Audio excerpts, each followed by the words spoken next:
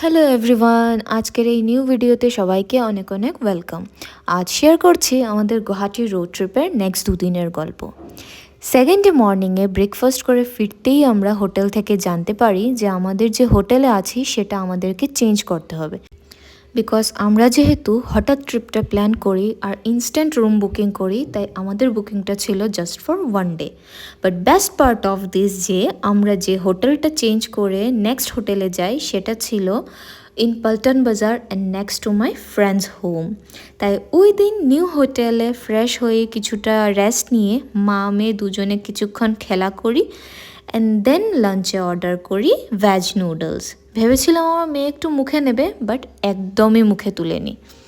তারপর চলে যাই বিকেলে ফ্রেন্ডের সাথে দেখা করতে। She is my saviour in Guwahati, because আমি তো একা একা পুরো বোরই হয়ে যাই। ওর সাথে দেখা করে কিছুটা গল্প করে পার্সোনাল লাইফের ডাটা শেয়ার করে বেশ ভালোই লাগে। ওই দিন ওর সাথে দেখা করে খেলাম দই ফুচকা আর veg momo, then back to hotel. তারপর নেক্সট ডে মর্নিংয়ে বেরিয়ে পড়ি আমরা যোরহাটের জন্য। রোডটা তো দেখতেই পারছো, এত সুন্দর যে আর কি বলবো। It's just best part of the trip. তারপর জাগি রোড ক্রস করে এই ধাবায় লাঞ্চ করি পিওর ভেজ অ্যাসামিস থালি। খাবারটা ছিল এক্সট্রিমলি টেস্টি। দেন তো বাস ধীরে ধীরে ড্রাইভ করে পৌঁছে গেলাম নিজেদের ঘরে।